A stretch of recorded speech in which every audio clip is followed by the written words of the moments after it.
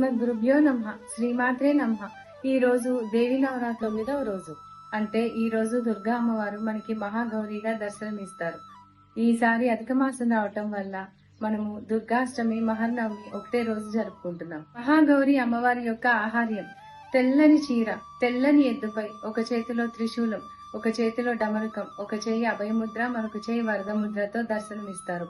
త్రిశూలం అంటే 3 కాలాలను, భూత భవిష్యత్ వర్తమాన కాలాలను తన అధీనంలో ఉంచుకోవటం. డమరుకం అంటే ఎప్పుడు అప్రమత్తంగా ఉండటం. మన లేడీస్ లో 45 ఇయర్స్ నుంచి 60 ఇయర్స్ మధ్యలో ఉండే ఫేజే ఈ మహాగౌరి అమ్మవారు. ఈ వయసులో మనం మన బాధ్యతలను అప్పుడప్పుడే తీర్చుకొని ఇంట్లో వారికి భరోసాగా ఉంటూ సమాజానికి కూడా మోరల్ సపోర్ట్, స్ట్రెంగ్త్ ఇవ్వగలిగే స్థాయిలో ఉంటాం. అంతేకాకుండా సమాజంలో గాని మనలో గాని ఎవరికైనా ఏదైనా అన్యాయం జరిగితే దాన్ని ఎదిరించగలిగే ధైర్యం కలిగి ఉంటాము.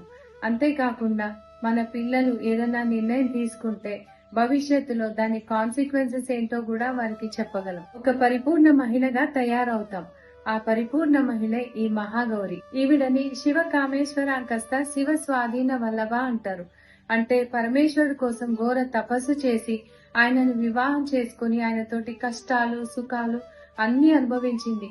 ఇన్నేళ్ల వాళ్ళ ప్రయాణంలో పరమేశ్వరుడు ఆమె ఓర్పుకి ప్రేమకి స్వాధీనుడైపోయాడు. అమ్మవారికి ఈ రోజు నైవేద్యంగా కదంబాన్ని వినియోగిస్తారు. అలాగే కదంబ కుసుమాలను అర్పిస్తారు. ఈ కదంబ నైవేద్యం అంటే అందులో అన్ని రకాల పప్పులు, కూరగాయలు కలిపి ఒక రుచికరమైన వంట తయారు చేయటం.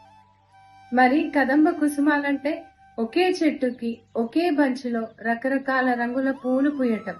అమ్మవారికి లలిత సహస్రనామంలో కదంబ కుసుమ ప్రియ, కదంబ వనవాసిని అంటాము.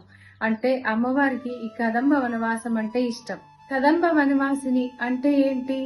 ఒకే ఇంటిలో వివిధ మనస్తత్వాలు ఉన్న వాళ్ళు కలిసిమెలిసి ఐక్యతగా సంతోషంగా ఉండటం. ఏ ఇంట్లో అయితే ఐకమత్యం ఉంటుందో ఆ ఇంట్లో అమ్మవారు తిష్ట వేసుకొని కూర్చుంటారని అర్థం. ఇలా ప్రతి మహిళ వారింట్లో ఐకమత్యం సంతోషం తీసుకొచ్చి ఆవిడే సుమేరు శృంగ మధ్యస్థ శ్రీమన్ నగర నాయిక అవుతుంది. సుమేరు అంటే ఇక్కడ పర్వతం, మనకి సంసారం. అలాంటి సంసారాన్ని చక్కగా నడిపించుకుంటూ ఆ సంసారానికి మనమే నాయకులం అవుతాం. మరి ఈ రోజు మనము వాహనానికి ఆయుధాలకి పూజ చేస్తాం కదా, అదెందుకు? కత్తికి 2 వైపులా పదునుంటుంది. కత్తి మనల్ని రక్షిస్తుంది, హతమారుస్తుంది. అలాగే వాహనం మనల్ని క్షేమంగా చేరుస్తుంది, ఇంకేదైనా చేయగలుగుతుంది. ఇది గుర్తు పెట్టుకోండి. పూర్వము అమ్మవారు రాక్షసులతో యుద్ధం చేస్తున్నప్పుడు అమ్మవారి కోపానికి బీభత్సానికి కొంతమంది రాక్షసులు భయపడి చెల్లాచెదురైపోయారు. వారు వేరే వేరే స్థానాల్లో దాక్కున్నారు. చెట్లు, పుట్టలు, నదులు, వాహనాలు, వస్తువులు, ఆఖరికి మనుషుల్లో కూడా దాక్కున్నారు. వీరిని అలా వదిలేస్తే మళ్లీ వీరు ప్రళయం సృష్టిస్తారు. అందుకని అమ్మవారు విశ్వమంతా వ్యాపించారు. ఇందుగలనందులేడని సందేహము వలదు చక్రి సర్వోపగతుండు. ఆ చక్రి యొక్క సోదరియే కదా ఈవిడ కూడా విశ్వమంతా వ్యాపించింది. అందుకని ఈ రోజు మనం ప్రతి ఒక్క వస్తువుకి పూజ చేస్తాం. ఆఖరికి రాయిని కూడా అమ్మవారుగా చేసి పూజ చేస్తాం. ఒక రాయి మన తల పగలగొట్టి ప్రాణాలు తీయగలదు. అదే రాయిని పూజిస్తే మహాశక్తి భగవంతుడే మనల్ని కాపాడగలదు. కాబట్టి ప్రతి వస్తువులో పాజిటివిటీని అంటే అమ్మవారిని చూసుకొని పూజించి మనకంతా మంచి జరగాలని కోరుకుంటాం. అమ్మవారి మూల మంత్రం శ్వేతే వృషే సమారూఢ శ్వేతాంబరధర శుచిహి మహాగౌరి శుభం దర్య మహాదేవ ప్రమోదద.